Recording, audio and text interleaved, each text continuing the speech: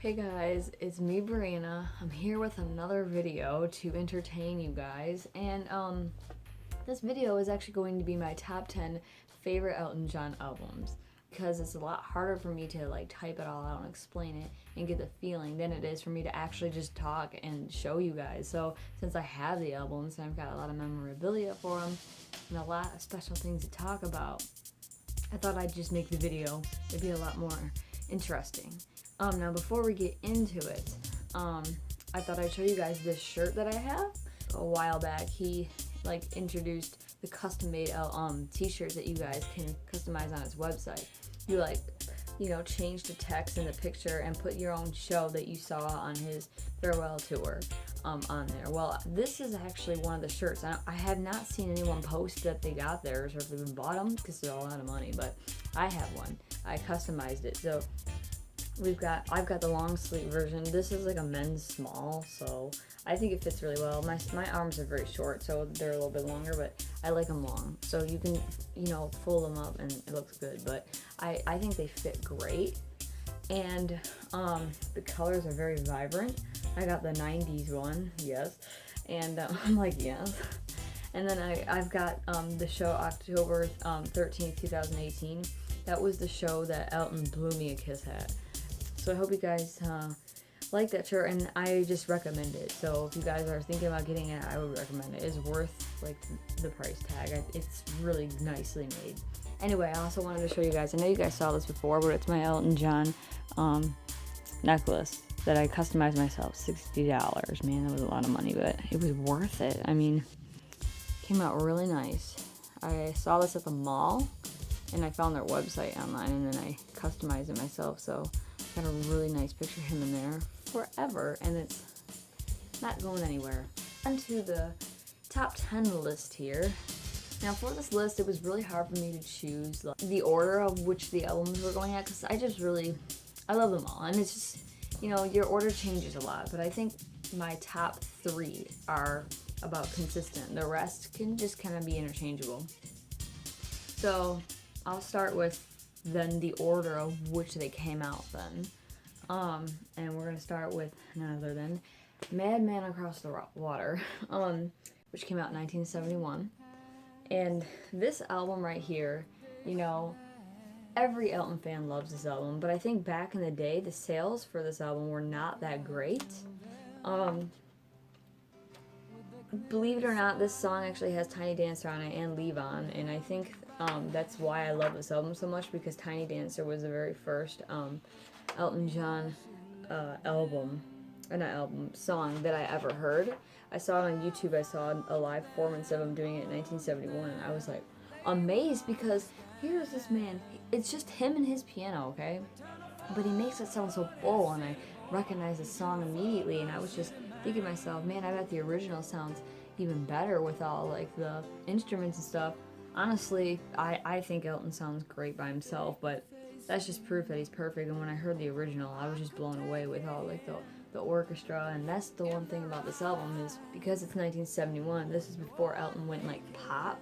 They were still kind of trying to decide, hey, where's the 70s sound going?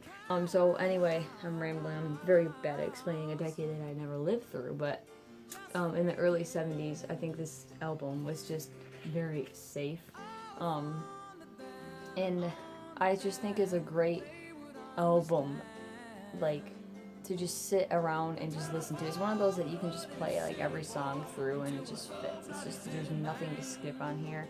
But it's not a pop album, so I think that's maybe why the sales weren't so good at the time of its release. Of course, it became revolutionizing and amazing afterward, when he became explosive with, Rocket Man and Benny and the Jets and Candle in the Wind maybe and things like that. And then people realized this album and they were like, hey, there's some good songs, and there's Tiny Dancer and Leave On and other really good ones. I think my favorite though, well, besides Tiny Dancer, definitely All the Nasties. I don't know what it is, but I really like the choir at the end. It's it really builds, and Elton is it's really passionate. It's just, of course, everything on the album is, but I just like the melody in that one the most. I think Holiday Inn is really cool. It talks about the band and their touring and the shows is really autobiographical, but like most of the albums of the 70s were. I mean, in general, a lot of his music, even just out after the 70s were, but I think in the 80s, most of it was just general. We'll get into that later. Like I said, I'm very bad at explaining it, but you guys get my drift because y'all are Elton fans. So y'all know the stories better, probably better than me now. But then we have, I love this one. Just Caribou. So 1974. This album, this one should be really high on my list. I think this one might be like number 3, or actually this could be number 3, maybe 4. Who knows? But it's really high up there. For my favorite Elton albums. It is my favorite Elton album from the 70s.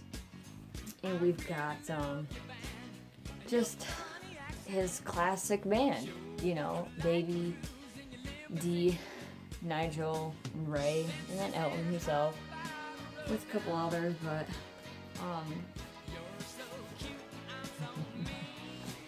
gotta love this album. I'm just like, but for real, no, the reason why I love this album was, well, this particular album I picked up at the record store. It was the first vinyl record that I ever bought of Elton's. I've had other vinyl records that were given to me, but this is the first one I bought by myself, so it was like very like, and I got it in Ohio. I don't even live in Ohio, so it was just kind of cool.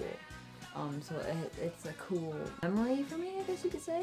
Now, the reason why I actually love the album, though, besides that memory, is it's a very upbeat album. Even though Elton's new band, well, because he has some new members, were on Rock of the Westies, which was a year later, I do think that this still has a lot of vibrant, like, fun energy in this album.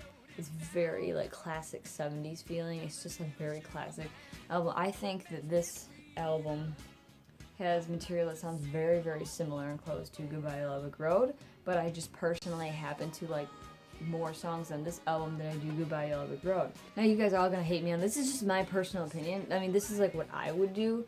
Not saying that Elton should ever change it, because I still think all of his songs are great, but I do think he should have took out, for me to like it, certain songs on Goodbye Yellow Brick Road and then replace some of these on there, and then I would have thought that Goodbye Yellow Brick Road would have been like epic.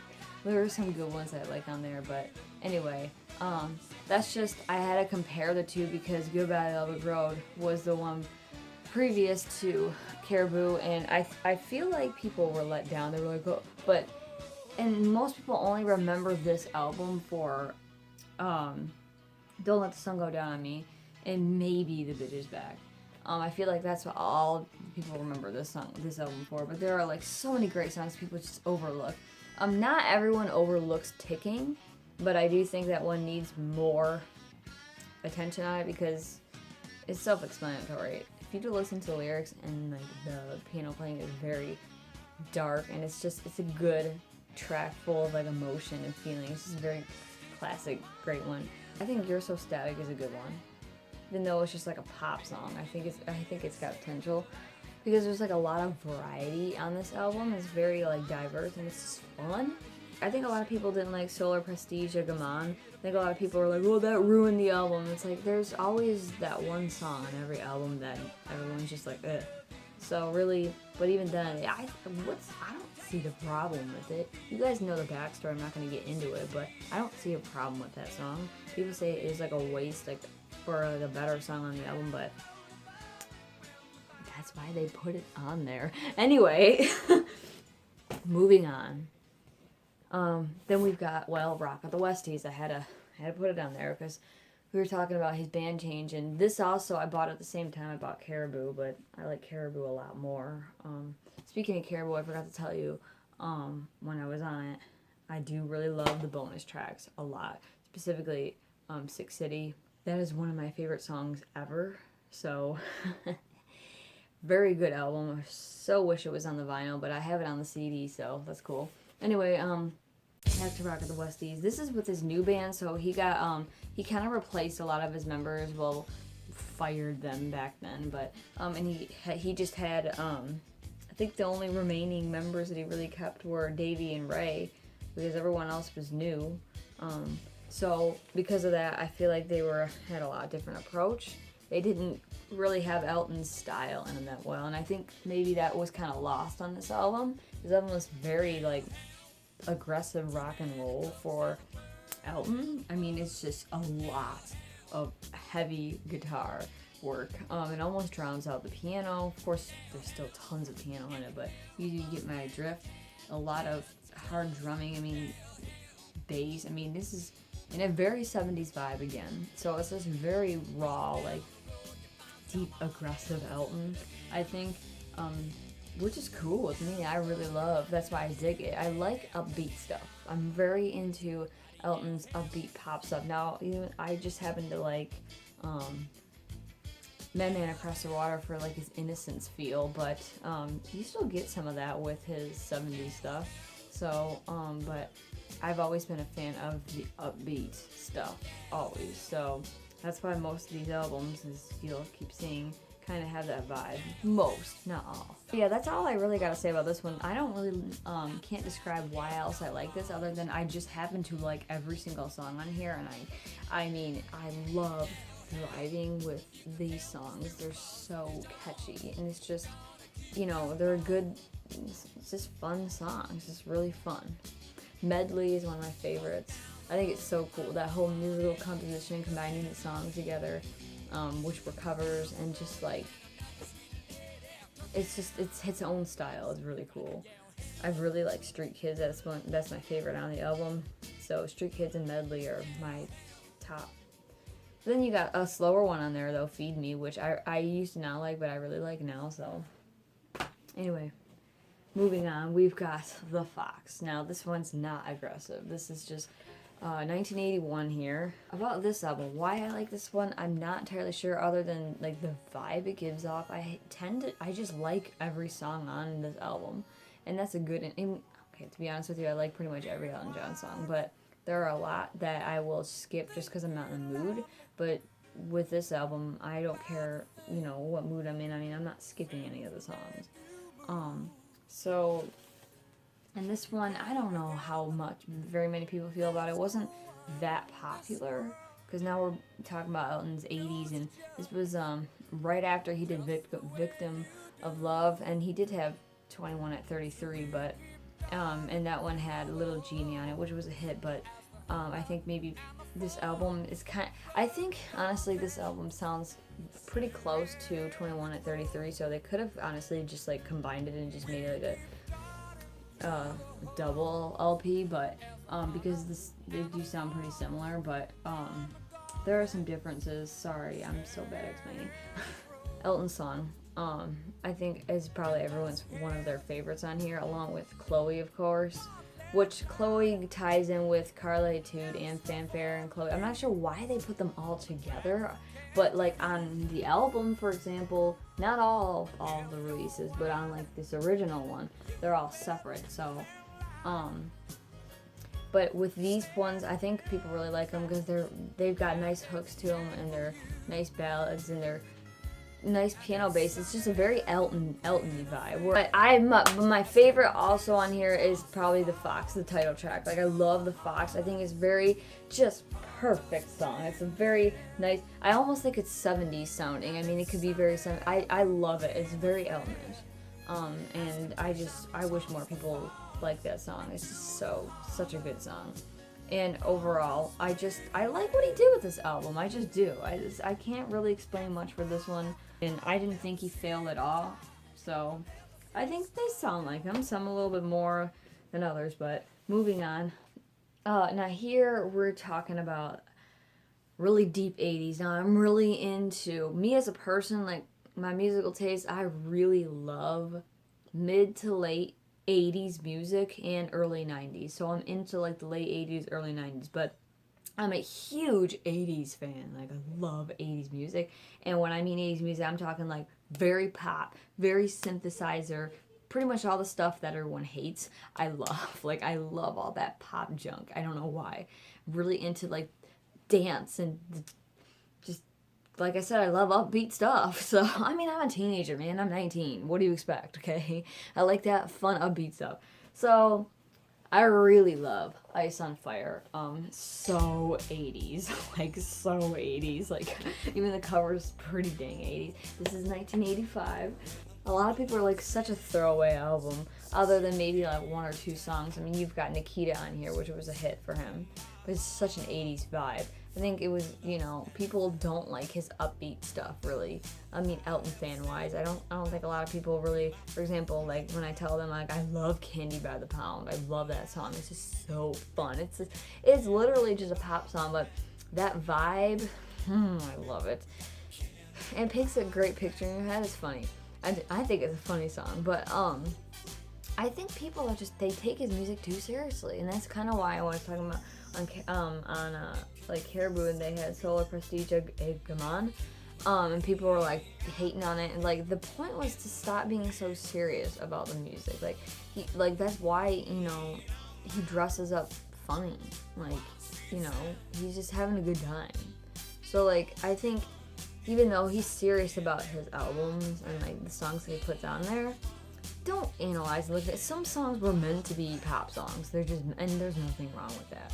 I'm sorry I have to say it, but some songs are pop songs. They're meant to be that way, and too bad if you don't like it. Because someone likes it, I like it.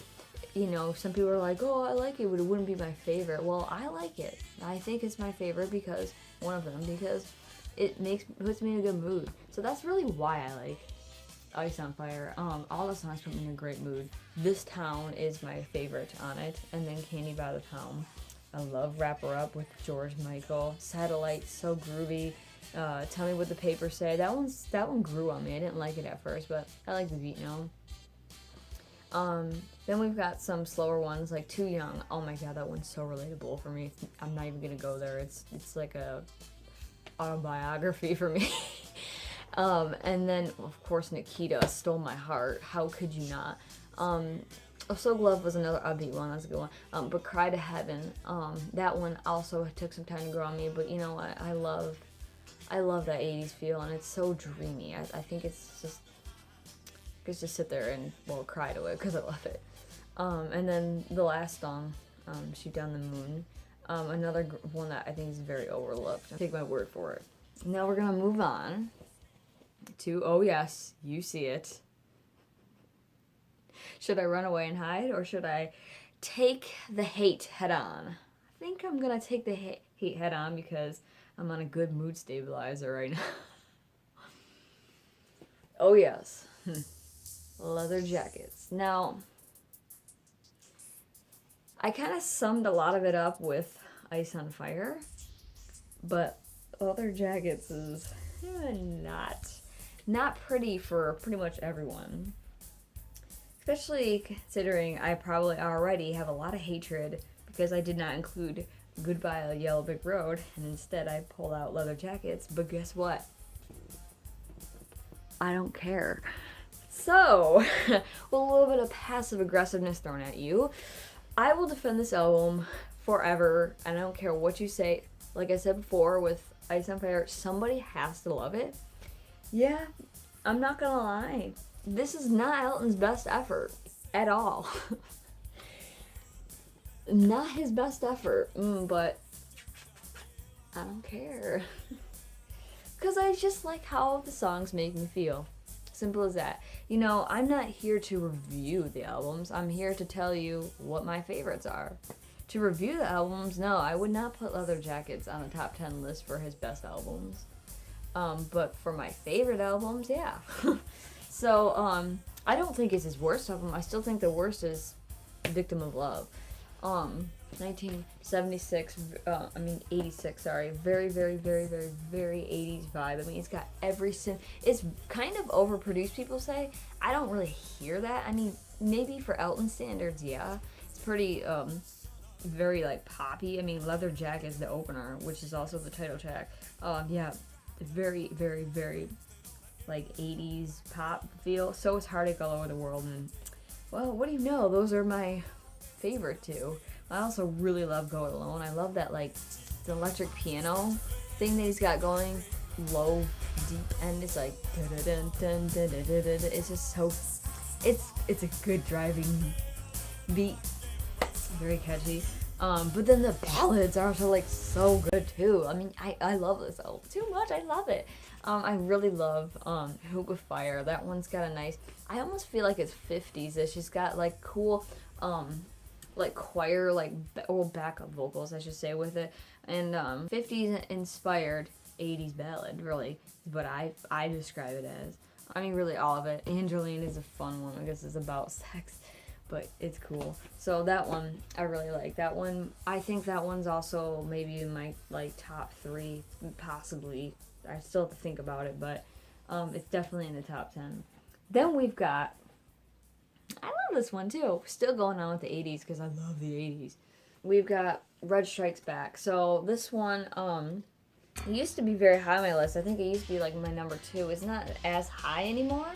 I still love it though. It's still in the top 10 because I just, every time I hear this album, there's just, I'm in love with that late 80s sound. I mean, this is 1988. I'm in love with that late 80s sound, early 90s. I mean, it's just like everything about the style of the music I just like. You get so much of that here, especially with, you know, like Town of Plenty has a very, I call it cheap. It sounds like cheap. It's like a cheap organ sound that Elton does on there at the very end. It's like a solo. It's so 80s, okay, but it's so great. I mean, you can't get over that hook. And you've got, you know, A Word in Spanish, which was one of the hits on there. Also, of course, I Don't Want to Go On With You Like That, which is like probably the greatest on here. I mean, it's just, it's such a pop song. You see people like that one, but people don't like Leather Jackets. Come on.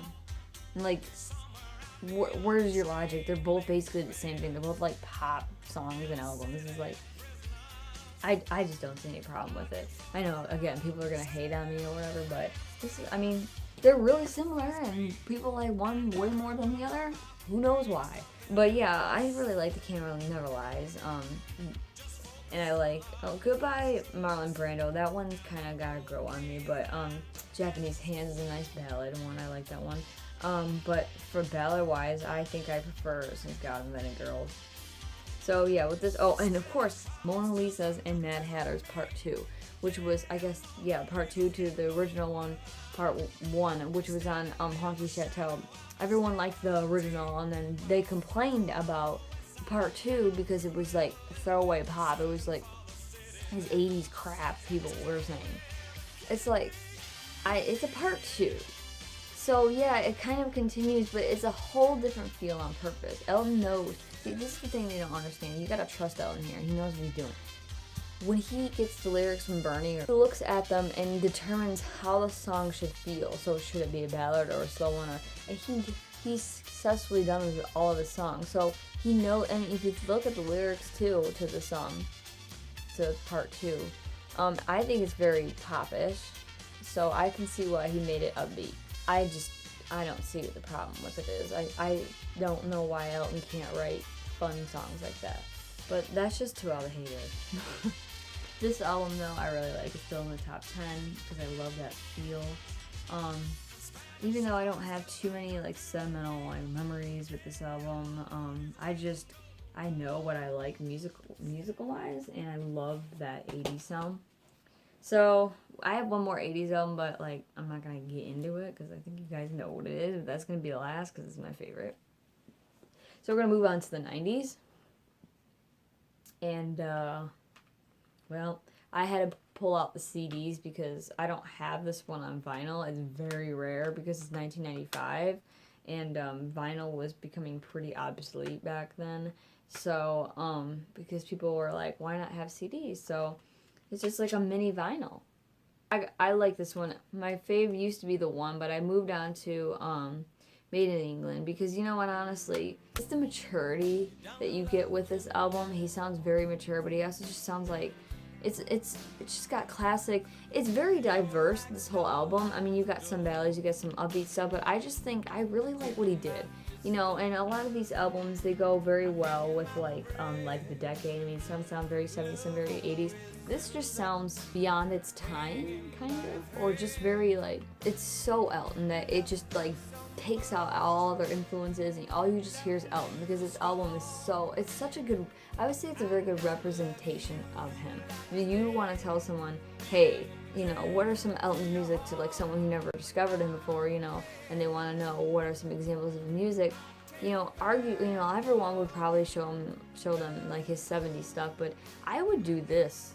It's so diverse and it attracts so much, listeners and people. You know, you're forced to listen to the lyrics more because it's kind of like an intellectual album a little bit. And some of the songs are just so relatable, like Cold. Blessed is like gorgeous. Belfast, which is about Ireland, that's a really good one. So, and then you got Made in England. I also noticed I really like about this album is that everything except the title track is actually just, sorry, you can barely see it because it's a CD, is just one word titles. But yes, I really like this one because it's a soothing album. I know I can just like count on it. Really, it's a really great album. I can just relax to it.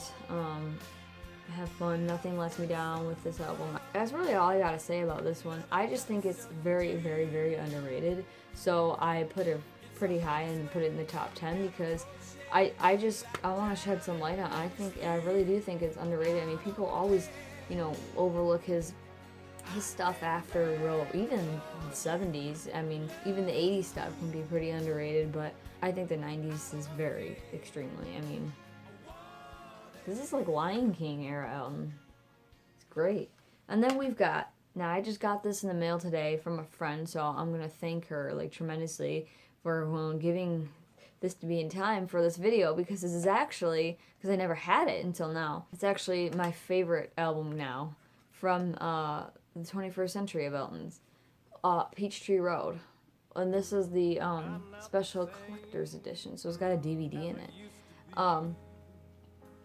One thing I noticed about this cover is actually a painting of a previous picture of him in like 1989. Of course I'd know that because I love 1989, but with this album, I believe is very country inspired, so you can tell. Like for example, the second one, Fortune in Tupelo, I pronounce it Tupelo, but he pronounces it Tupelo. I'm just American and he's not. It's about Elvis Presley. I think it's pretty southern and country-like style. They have a lot of choirs going on in this, and so it's very full sounding. It's almost like gospel music, especially with All That I'm Allowed, I'm Thankful, and Answer in the Sky. I think those two are very like gospel-like feeling, so country gospel, which is, a lot of people they're not into that stuff. And a lot of people also called this, because Elton was a lot older now, because this came out in 2000. Well, I thought it was 2004. It's showing 2005. So it's one or the other. But came out in like the early 2000s. He was getting older. He was approaching 60.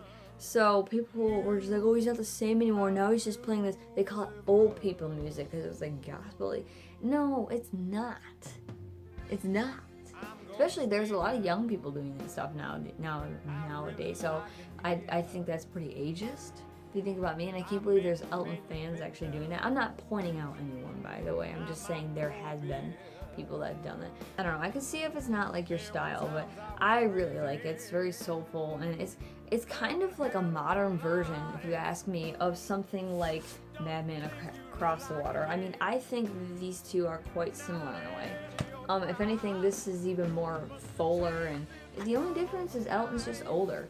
People need to get over that. Yeah, his voice sounds different, but you could tell it changed even before his vocal surgery in 1987. His voice was already really deep, so it was coming anyway. With this one, I think the reason why I really like it is, yes, I really enjoy that like gospel-y feel, and a lot of the stuff actually has great hooks on it. My top 3 favorite songs on here, and I haven't been able to pick a favorite yet, is My Elusive Drug, Is Getting Dark in Here, and I Can't Keep This From You. I also really like They Call Her the Cat. Yes, I really like those songs, and if you listen to those ones particularly, they have great hooks on them.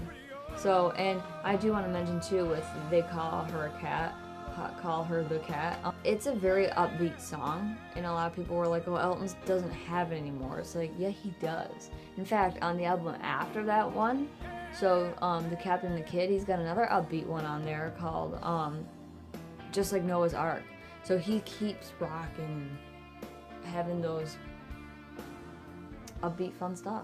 Sorry, I'm getting very tired. I'm not good at explaining, but yeah. So I really love this album. I want to thank my friend again for giving this to me because it's just amazing. I so cannot wait to play it. It's actually never been played before because it was brand new and sealed. So yeah, I got it now, and this is it. I'm so excited.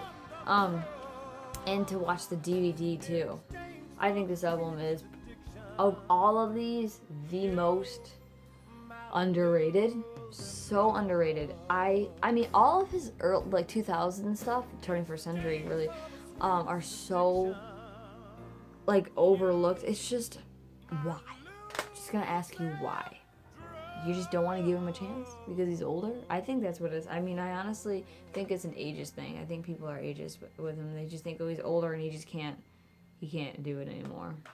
Okay, so now the last one we've got, which is my absolute number one forever, and everyone already knows this one anyway, but I've got to put it on here because it would just be absolutely incorrect without it. My number one favorite Elton John album came out in the grand year 1989.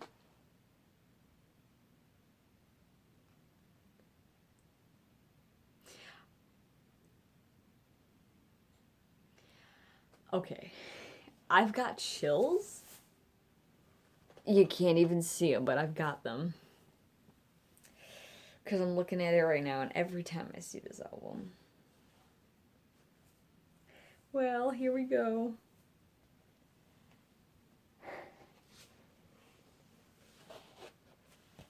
Sleeping with the Past, which is actually on my wall.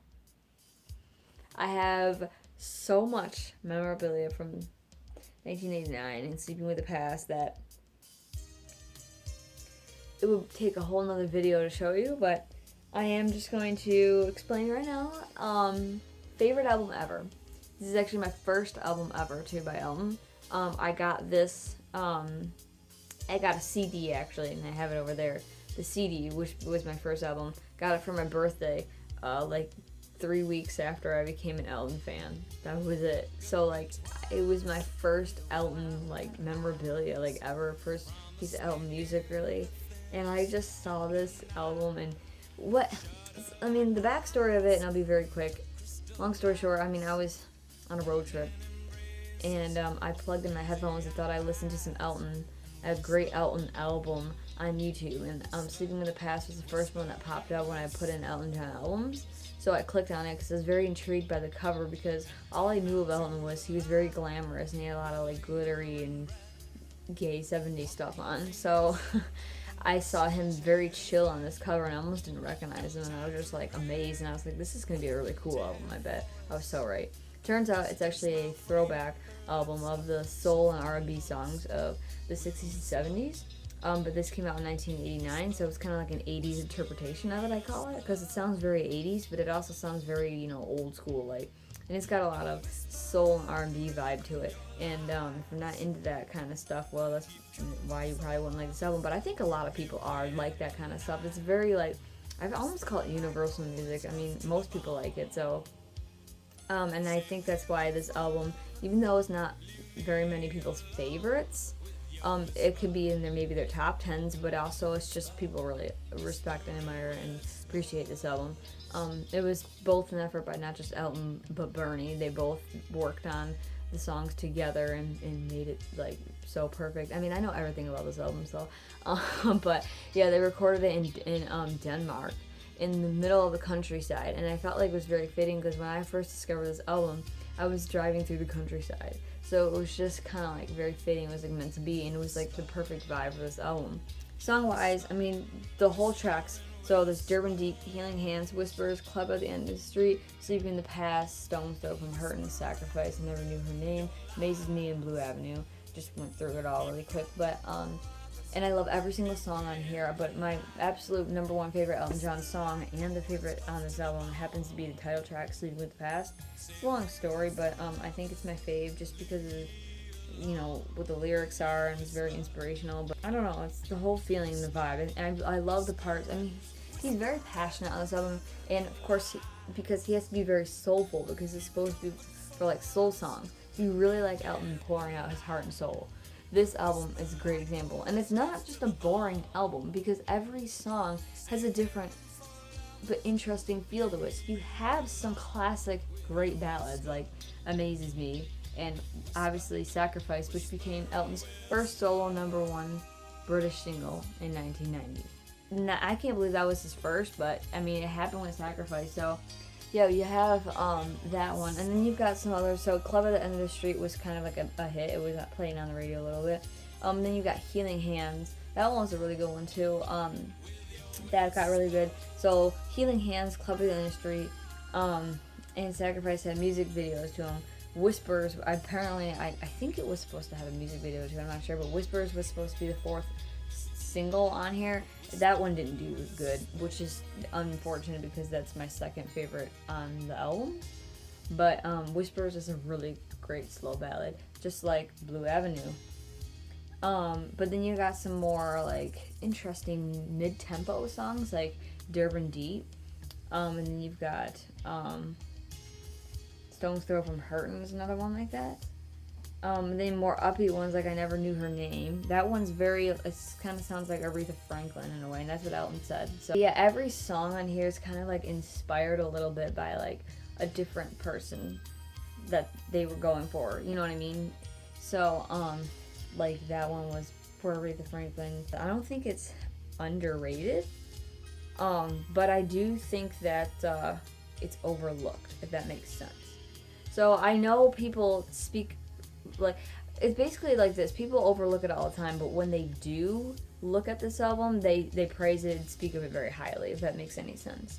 But that's not like their go-to. They don't really care. You know, it's always something else more on top than this one. But for the most part, I think this album is incredible, and it's always going to be my favorite. It's been since I was 16 and discovered him. Now I'm turning 20, and it's still the favorite. So, anyway, yeah, thanks for watching my video, you guys. Sorry this was very long and boring. But I know you guys enjoy hearing me talk, and I'm just very tired, that's all. You just got me in a very tired mood, but I'm feeling happy and fun to make the video. So, and I'm just bad at explaining things, but yeah, I just wanted to show you guys this. So, I always kiss his face. And, thanks for watching, especially if you watched throughout this whole thing. You are a saint. No pun intended, because that's actually an Elton John song. And, goodbye.